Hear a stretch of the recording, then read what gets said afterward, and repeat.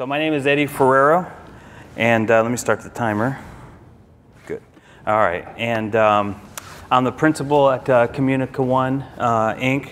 Out of Colorado. We do mostly just wireless, pretty much it. I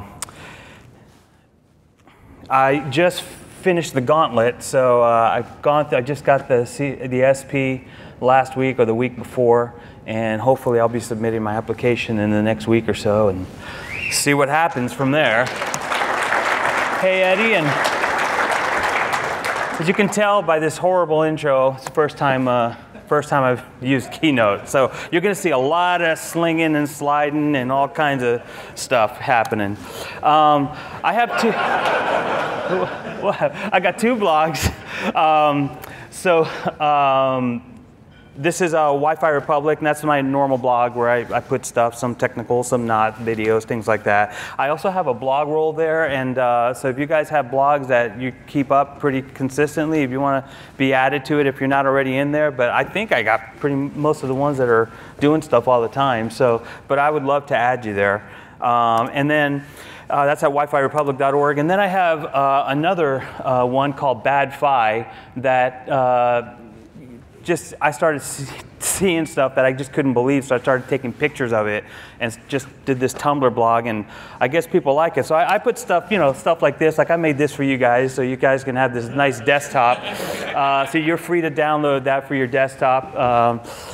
But that's at badfi.com. So what I wanted to talk about today is I wanted to go through some of the bad fi.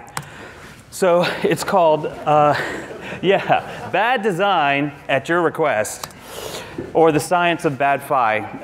There'll be no science here, but I needed some kind of tag, and I thought that sounded good. So, so this is how it started. This was the first one. I went to a customer site. We were called in to help with the Wi-Fi. And so we went to this. It was a medical facility, and we couldn't find the APs. We're like, okay, so I see your controller. I see there's APs there, and I see SSIDs, but I don't see the APs. So we basically just got a ladder, started going up into the ceiling, and finally I found one. And I was like, okay, well, there's your problem. I mean, it's completely surrounded by metal. This was the first picture that I ever put up on Bad Fi. So you guys remember Gazoo from Flintstones? So I was so like, you're doing it wrong, dum-dum. That is not how you do wireless. So obviously what we did is we brought down the APs, mounted them underneath the ceiling, and did some adjustment because they were 2.4 only, so got that functional.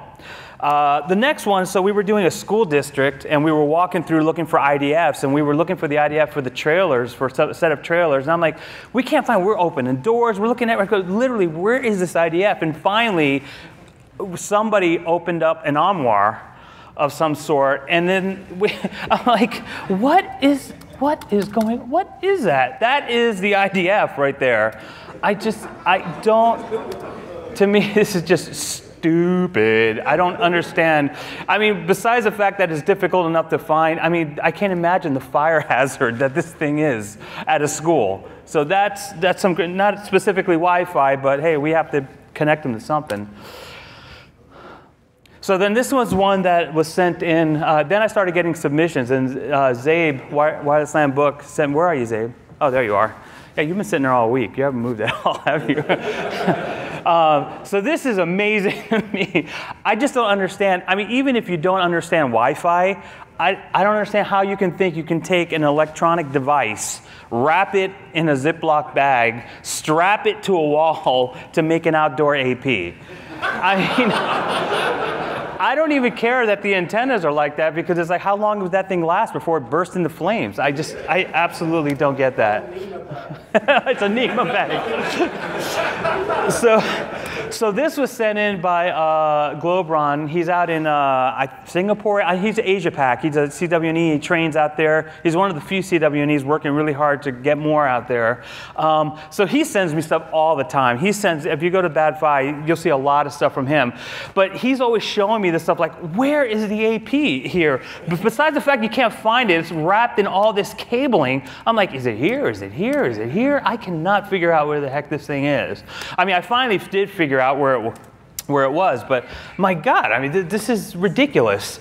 So this is a big project that we worked on over the last summer. So there was a resort that wanted to update their Wi-Fi.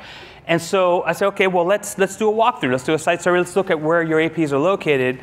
And so we're walking around. I mean, we walked around for hours, had no clue. And then finally, we looked we opened up a closet, and I saw this little square in the wall. I said, can we just open that up? They said, okay. So what you're not seeing is the metal plate that was right there. Opened it up, and then there's an AP in there. And honestly, I mean, does it really matter what the antenna orientation is here? Because it's wrapped in like 30 feet of cable. Plus there's coax, right, strapped around it, and it's, sealed in a metal box all the way around.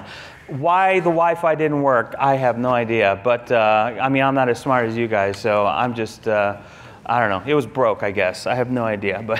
But this was very interesting. It always shocks me that when I see stuff like this, because it almost seems like you don't have to be a Wi-Fi expert to know that if you put a radio device in a metal box, that is probably not going to work. But I guess you do. I don't know. So this was found by me.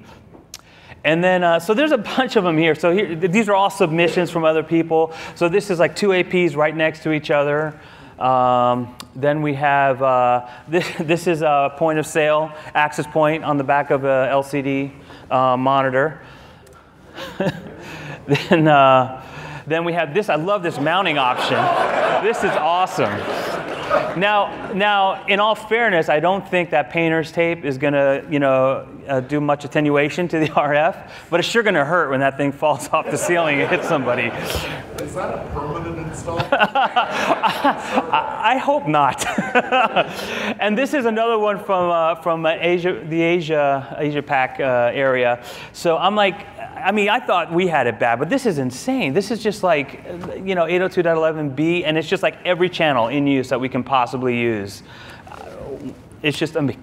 And I think you saw it in Stony Tuckness when he was showing around the world the use of 2.4 and 5. This one's awesome. This was sent in by a guy named Doko something. Let me see if it even is it going to work. It's a freaking bird on an AP.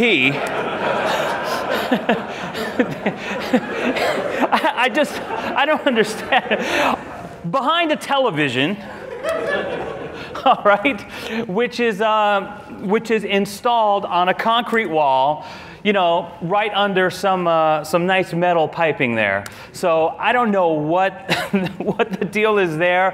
Who thought that would be a good thing? But we need to stop this. I mean, this stuff. I don't know about you, but this just needs to stop. And that, the only way this is gonna stop, is if we all get together.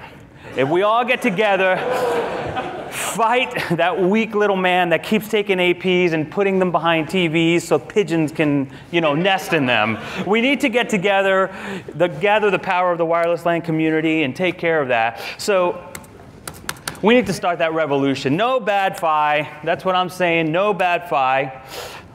How do we do this? Edumacation.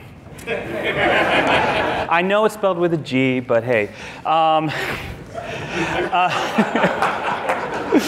We need to educate people, our customers, and let them know, we can't hold back all the secret sauce that we know how to work with. When we see an AP that's wrong, we can fix it, but let's explain to our customers. I do spend a lot of time, I'm sure a lot of you do too, explaining to them how the proper way to install, why this particular thing is not going to work. That is vitally important. It empowers you, it empowers them.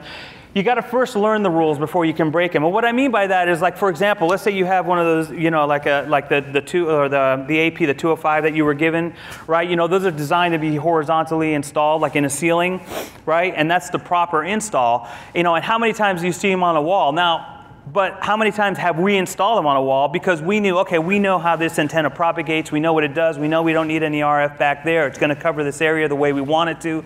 We broke the rule that, hey, it's designed to be horizontal, but we understand how it propagates and how it works, and I'm sure you guys have done that. I know Mike Albino had a blog post about 2.4 and that he had no choice. He had CCI because he had to have the capacity to get all those people onto the network. But he knew that I can break this rule because, yeah, it's going to cost CCI, but we can deal with it. Well, my time is up. I think that's it.